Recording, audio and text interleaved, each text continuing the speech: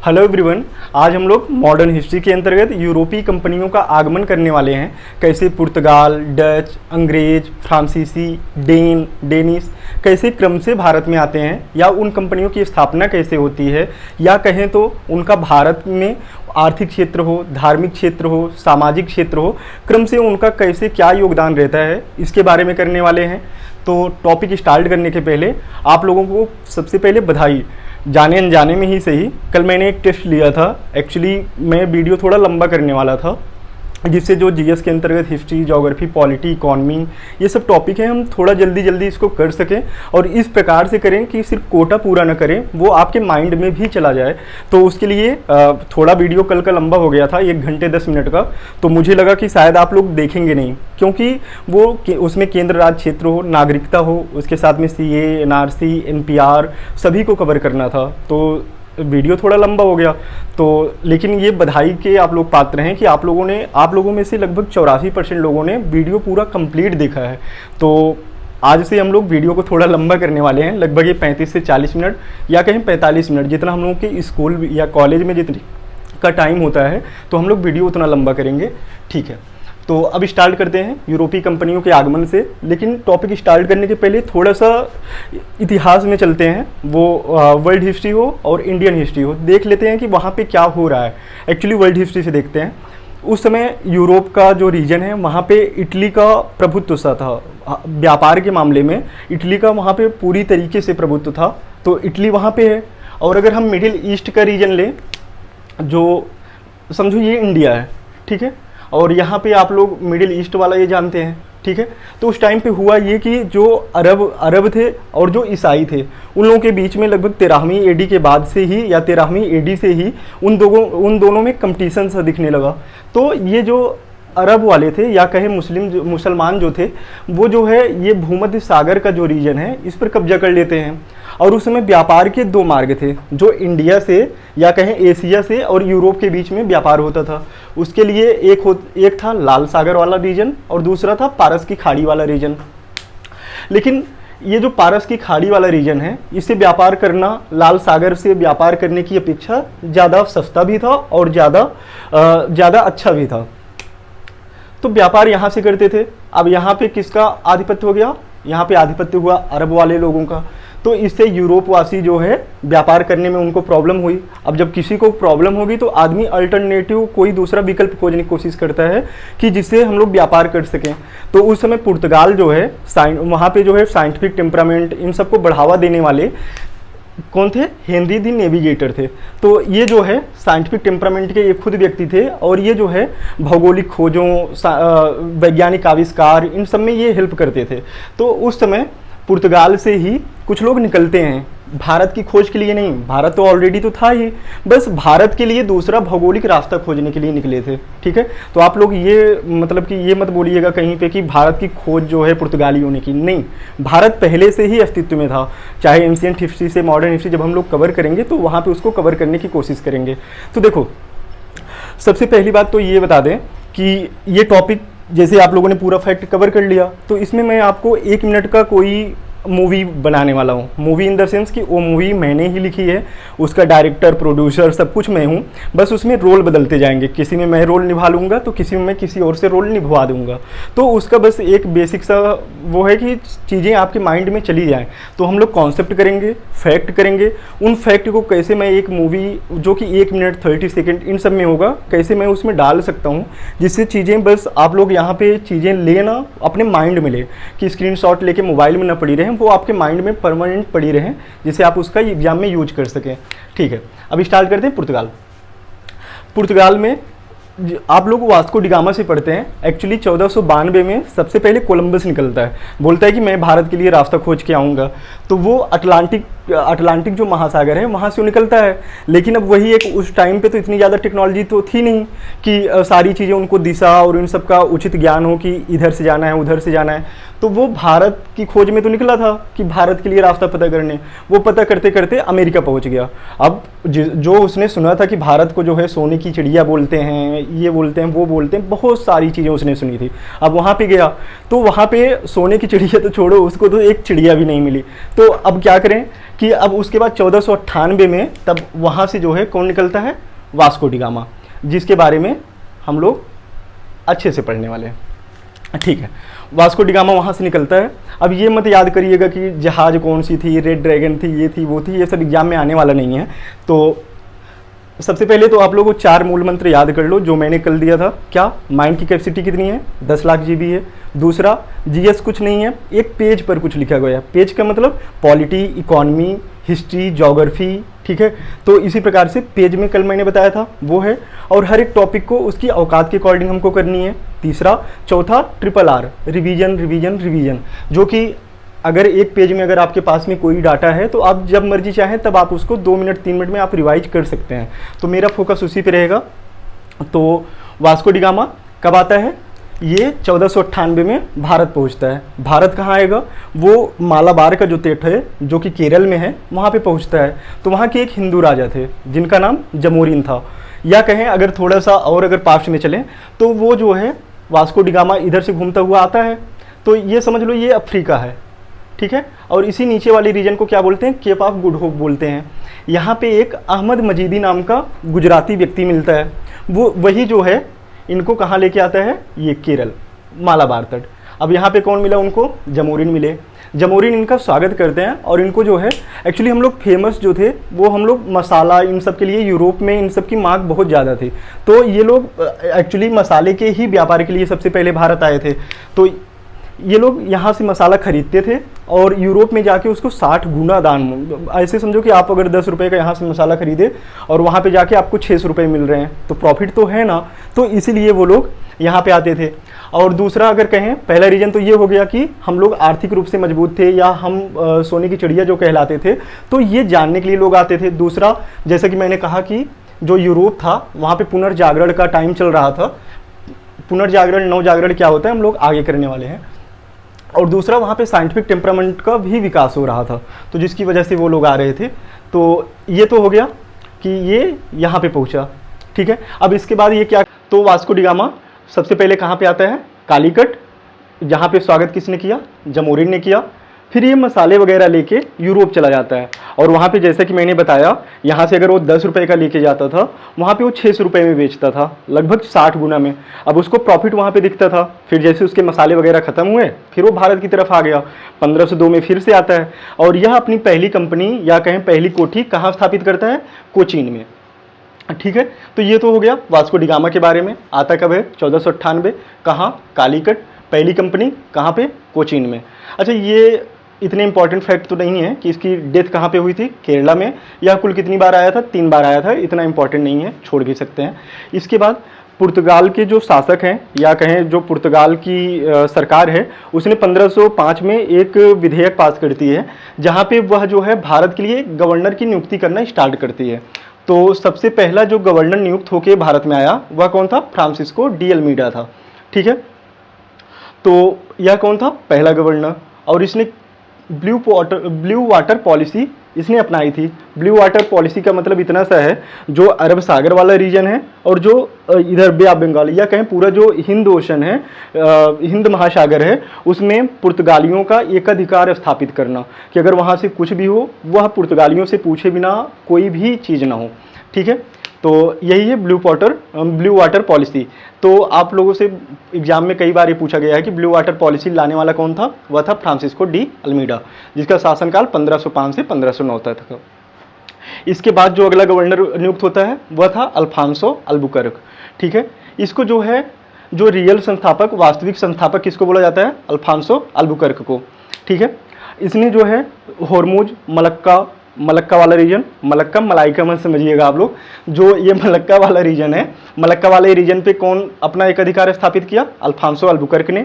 इसने जो है उस समय जो बीजापुर था, जो कि हम लोग अगर मॉडर्न हिस्ट्री जब मिडाइवल हिस्ट्री जब करेंगे, वहाँ पे बीजापुर, बरार, बीदर, गोलकुंडा, ये सब आप लोग पढ़े होंगे या फिर हम लोग इसको पढ़ेंगे भी। तो बीजापुर के अधीन था गोवा वाला रीजन। गोवा वाले रीजन पे जो शासन कर रहा था वह था यूसुफ आदिल शाह। तो अल्फांसो अल्बुकर्क ने 1510 ईस्वी में इससे छीन लिया। देखो यहाँ पे जो क्वेश्चन बनता है, पूछता है कि गोवा किसने लिया, तो गोवा को जो छीना उसने अल्फांसो अल्बुकर्क ने छीना। लेकिन गोवा को जो कैपिटल बनाता है वह अगला जो गवर्नर होता है नीनो डी कुन्हा बनाता है। ठीक है, नीनो डी कुन्हा जो है दीव पर भी अधिकार करता है। और इसके साथ में जो अगर पूर्व में कहें, पूर्व में जो हुगली वाला रीजन है, हुगली जो कि कहाँ पे है? बंगाल में। ठीक है, बंगाल में। तो यहाँ पर भी अपनी कंपनी की स्थापना कौन करता है? नीनो डी कुन्हा करता है। ठीक है, अब इसके बाद ये हैं अल्फांसो डिसूजा, अगले गवर्नर हैं, इतना इंपॉर्टेंट नहीं है। इसके बाद ये हैं संत फ्रांसिस्को जेवियर। ठीक है, जो कि पहले पादरी थे। ठीक है, तो इनके बारे में इतना पढ़ना जरूरी नहीं, बस ये याद रखना कि एक कौन थे? एक पुर्तगाली थे और पहले पादरी थे। ठीक है, और इसके बाद जो अगर हम भारत जो हमारा आज़ाद होता है, तो जैसा कि हम लोग जानते हैं पुर्तगाली सबसे पहले आए थे, लेकिन सबसे बाद में ये गए भी थे। तो इसके लिए जो है ऑपरेशन विजय चलाया गया था। कब? 1961 में। याद कैसे कर सकते हो? 1962 में हम लोगों का पराजय हुआ, लेकिन उसके पहले हम लोगों ने विजय किया। विजय क्या? ऑपरेशन विजय। और इसके तहत जो है गोवा को भारत में मिला लिया गया, यानी कि विलय कर लिया गया। ठीक है, ये कुछ इंपॉर्टेंट पॉइंट है कि आप लोग इसको याद रखिएगा। जब पुर्तगाली आते हैं उस समय विजयनगर में किसका शासन था? नरसिंह द्वितीय का था। ये जो है यूपीएससी में पूछ सकता है कि उस समय यूपीएससी में पूछता है ना कौन किसके समानांतर था, तो विजयनगर में कौन था? नरसिंह द्वितीय था। गुजरात में महमूद बेगड़ा था, जिसके साथ में युद्ध वगैरह भी होता है, लेकिन इतना इंपॉर्टेंट नहीं है। अगर यहाँ पे देखिए जो बादशाह थे वह कौन था? सिकंदर लोदी था। सिकंदर लोदी वही जो गुलरुखी नाम से कविताएं लिखा करता था, आगरा की स्थापना वाला। ठीक है, वही सिकंदर लोदी। और अगर पुर्तगाल में देखें, पुर्तगाल में राजा कौन था? यह था मैनुअल फर्स्ट। इंपॉर्टेंट नहीं है, लेकिन राजकुमार को आप याद रखना। राजकुमार कौन था? Henry the navigator. ये जो है हम लोग अभी आगे पढ़ेंगे, जब अंग्रेजों के बारे में पढ़ेंगे तब वहाँ पे पढ़ेंगे कैसे मुंबई जो है पुर्तगालियों ने दहेज में दे दी। जो आज आप पढ़ते हो ना कि बदले में यूपी बिहार ले लो, तो उसकी स्थापना जो है, मतलब उसकी जो शुरुआत कहें, वो यहाँ से वो चीज़ें आपको दिखेंगी। खैर, जोक सपाट। अब बात करते हैं, ये तो हो गया पुर्तगालियों के बारे में। अब अगला जो है वो डच है। ठीक है, लेकिन इसके पहले हम लोग एक चीज़ इसको रिलेट कर लेते हैं। फैक्ट को आप लोग याद कैसे करोगे, और यहाँ पे कुछ चीज़ें हैं जो कि इंपॉर्टेंट है, कई बार पूछ लेता है। फिर इसको करने के बाद हम लोग फैक्ट को, चीज़ें को याद कैसे करेंगे, वो मैं 1 मिनट की मूवी जैसे कि मैंने बोला वो हम लोग बनाने की कोशिश करते हैं और सारे फैक्ट को उससे रिलेट कर लेते हैं। ठीक है, इन्होंने कार्टेज पद्धति शुरू की थी। कार्टेज पद्धति क्या है कि अगर जो हिंद ओशन से जो व्यापार होता था उसमें हुगली के पास विशेष रूप से, कि अगर वहाँ पे लूटपाट न हो किसी के साथ में। अब लूटपाट क्या ही बोलें कि कौन करता होगा। खैर, लूटपाट से बचाने के लिए, समुद्री लूटपाट से बचाने के लिए लोग शुल्क लेते थे। इसी को बोलते हैं कार्टेज पद्धति। प्रिंटिंग प्रेस की शुरुआत किसने की थी? पुर्तगालियों ने की थी। कब? 1556। और अगर इनकी देन देखें, इनकी देन तंबाकू हो गया, आलू की खेती, आम, अमरूद, जहाज का निर्माण, इन सब में भी जो है पुर्तगालियों ने अपना योगदान दिया। ठीक है, 1 मिनट।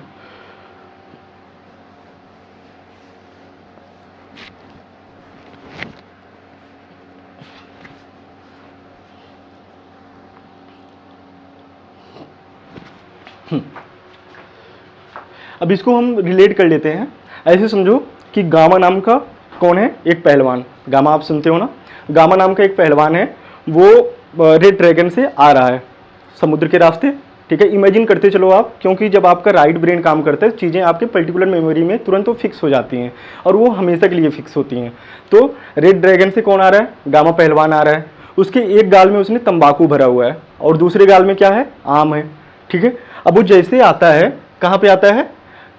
कालीकट तट पे। कालीकट तट पे आया, तब तक जो तंबाकू था उसने पिच दे वहाँ पे मारी। ठीक है सॉरी, तंबाकू स्वास्थ्य के लिए जानलेवा है। ठीक है, ये नीचे चला देंगे। खैर, उसने वहाँ पे उसको पिच दे मारी, तब तक बहुत सारे लोग वहाँ पे जमा हो गए।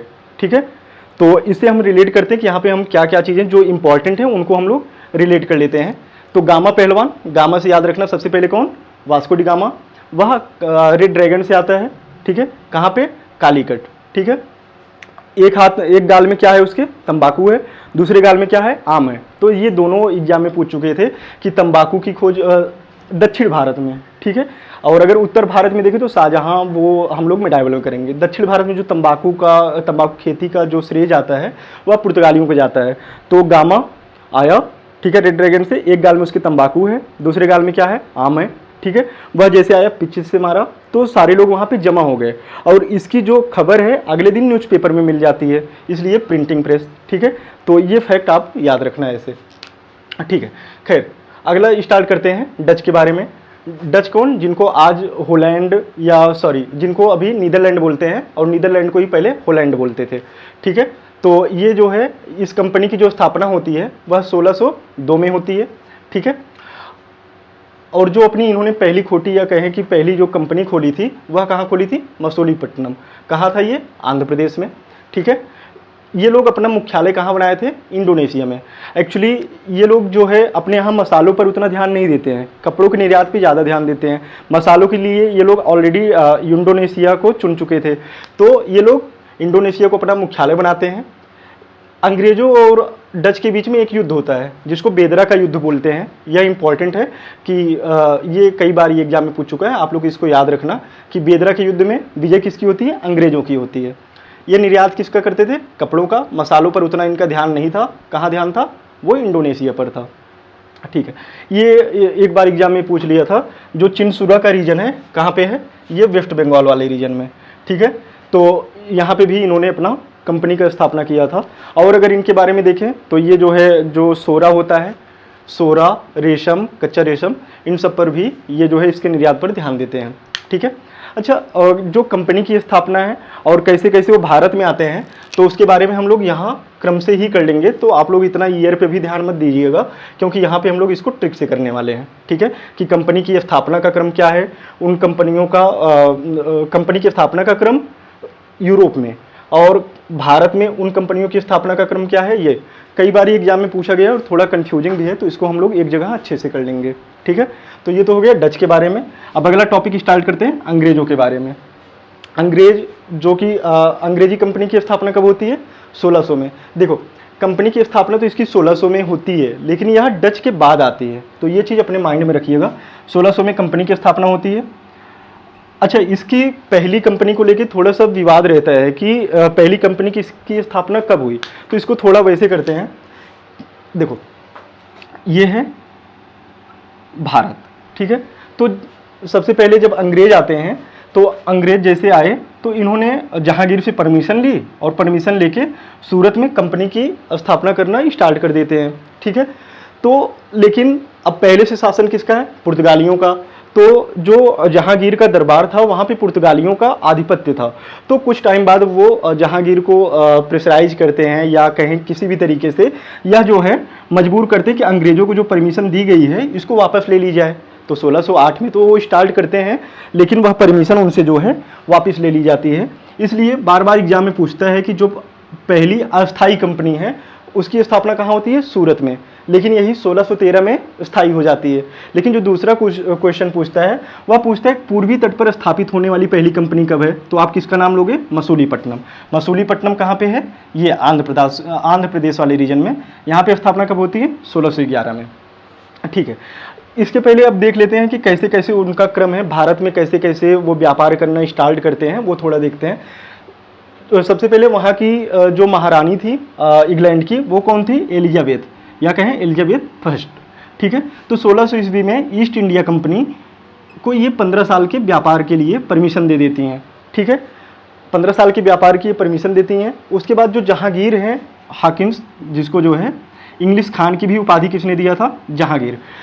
हॉकिंस जो है तुर्की वगैरह, तर्की, बहुत सारी ये भाषाएं जानता था, जिसकी जहांगीर के खुशी होने में और कंपनी स्थापना में भी उसकी भाषा या फिर वो कहें कि वो राजा की चीज़ों को जानता था कि राजा को क्या चीज़ पसंद है, क्या चीज़ नहीं पसंद है, तो जिससे यह जो है आराम से इनसे परमिशन ले सका। तो इसको इंग्लिश खान की उपाधि मिली।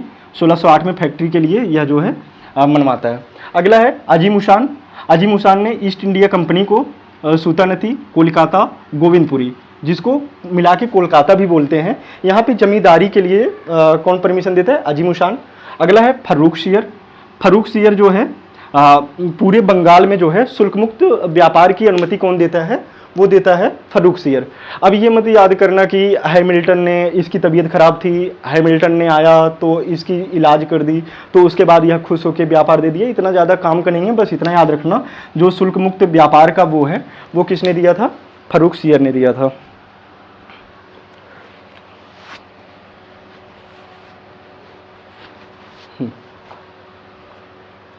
ठीक है, अगला जो हम लोग स्टार्ट करते हैं, देखो अंग्रेजों में ही एक कौन था? चार्ल्स द्वितीय था। ठीक है, ये जो है वहाँ का राजकुमार था, और इधर पुर्तगाल की कौन थी? राजकुमारी कैथरीन थी।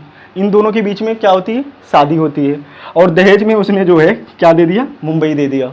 ठीक है, जैसा कि मैंने कहा कि जो यूपी बिहार गोविंदा वाले में आता है ना कि बदले में यूपी बिहार ले ले, ठीक है, तो इन लोगों ने जो है बदले में क्या दे दिया? मुंबई ही दे दिया। और बाद में जो है इन्होंने, चार्ल्स द्वितीय ने यही जो मुंबई को व्यापार करने के लिए किसको दे दिया? ईस्ट इंडिया कंपनी को दे दिया। ठीक है, तो ये तो हो गया अंग्रेजों के बारे में। देखो इसको हम लोग और भी अच्छे से करेंगे, क्योंकि अंग्रेजों के बारे में ही हम लोग पूरे के पूरे मॉडर्न हिस्ट्री में पढ़ने वाले हैं। ठीक है, तो वहाँ पे हम लोग इसको थोड़ा और अच्छे से देखेंगे। अब अगला है फ्रांसीसियों का। देखो उस समय फ्रांस में किसका शासन था? लुई 14वां का था। ठीक है, इनकी जो कंपनी की स्थापना होती है 1664 में।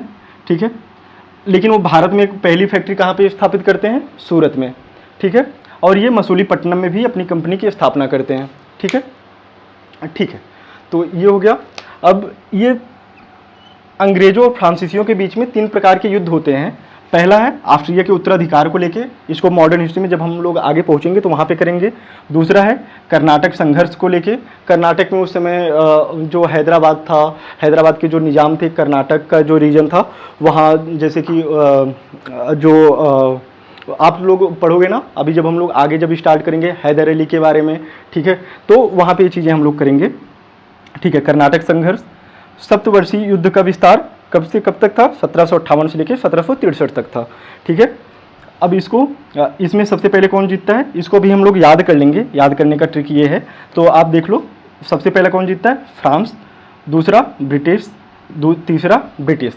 और इसी में एक वांडीवास का युद्ध होता है, ठीक है, 1760 में ही, जिससे जो है फ्रांसीसियों का पूरी तरीके से भारत से जो प्रभुत्व था वह खत्म हो जाता है। ठीक है, और इसमें जो है लाली था फ्रांसीसियों की तरफ से, अंग्रेजों की तरफ से कौन था? आयरकूट था।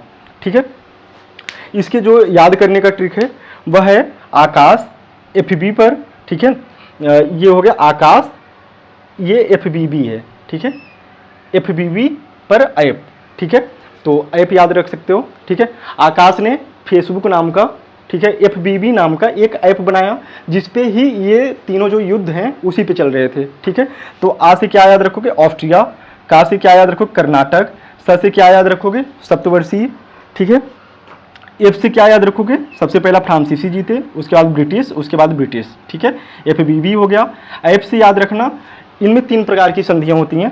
पहले को बोलते हैं एक्सला-सैपेल की संधि, दूसरे को बोलते हैं पौंडीचेरी की संधि, तीसरे को बोलते हैं पेरिस की संधि। ठीक है, तो ये हो गया। ठीक है, अब बात करते हैं अगला जो अच्छा, फ्रांसीसियों के पहले कौन आया था? डेन आया था। तो अभी हम लोग यहाँ पे क्रम से वो करने वाले हैं कौन पहले आया था, तो आप अब देख लो, अगला जो हम लोग करने वाले हैं वो डेन के बारे में करने वाले हैं।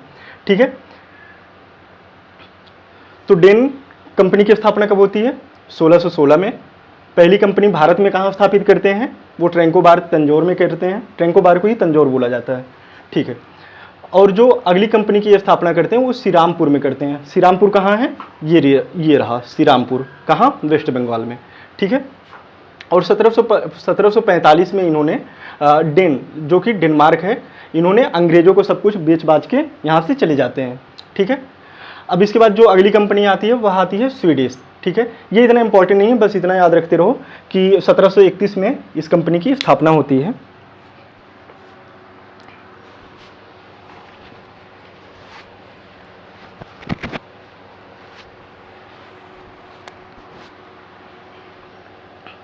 ठीक है, अब हम लोग क्रम से इसको याद कर लेते हैं कि कौन सी कंपनी की स्थापना कब होती है। 1498 में पुर्तगीज कंपनी की स्थापना होती है। कब आते हैं? 1503 में। 1600 में ब्रिटिश कंपनी की ईस्ट इंडिया कंपनी की स्थापना होती है। आते कब हैं? 1608 में। 1602 में जो है डच कंपनी की स्थापना होती है। आते कब हैं? 1605 में। 1616 में डेन की स्थापना होती है। आते पहली कंपनी कब स्थापित करते हैं भारत में? 1620 में। 1664 में जो है फ्रांसीसी अपनी कंपनी की स्थापना वहाँ पे करते हैं और आते कब हैं? 1668 में आते हैं। ठीक है, ये रहा सूरत, ये रहा मसूलीपट्टनम, चिंसुरा, श्रीरामपुर, फोर्ट विलियम। तो ये तो हो गया उसके बारे में। ठीक है, अच्छा एक बार इसको हम लोग और याद कर लेते हैं ट्रिक से, कि जैसे मैंने कहा कि एक बार रिवीजन के तौर पर देख लेते हैं, जिससे वो ट्रिक भी मैं बता दे रहा, आपको वो चीज़ें रिलेट कर लेंगे। तो सबसे पहले कौन आता है? गामा पहलवान। उसके एक गाल में क्या है? तंबाकू है। दूसरे गाल में क्या है? आम है। जैसे वो कालीकट पर पहुंचता है, वहाँ पे जमोरिन ने उसका स्वागत करते हैं।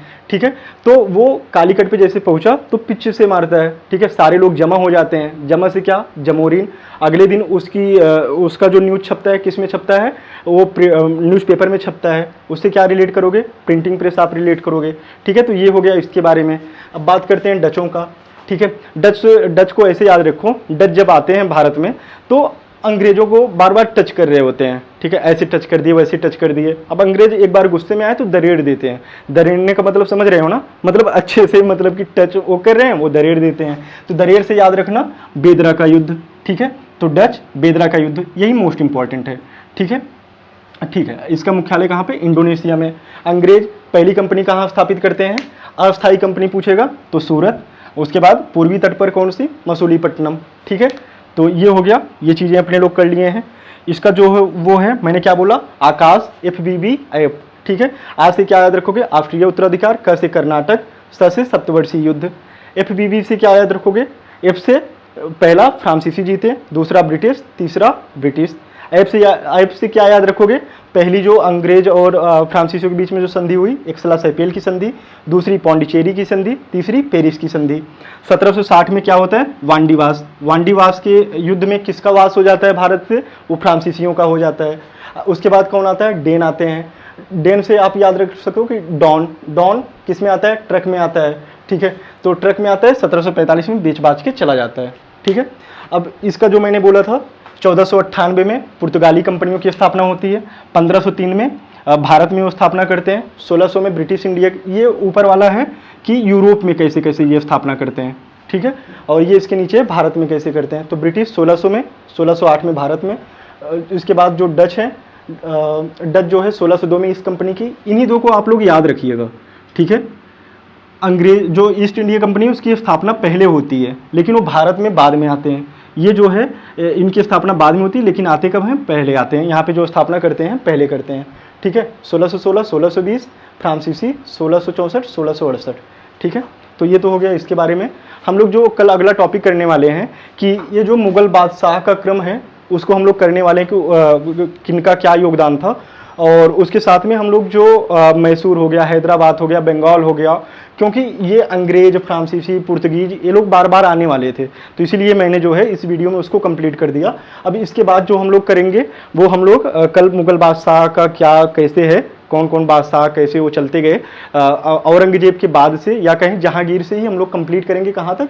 बहादुर शाह द्वितीय तक करने वाले हैं। तो ये हो गया कल का टॉपिक। ठीक है, ओके, जय हिंद।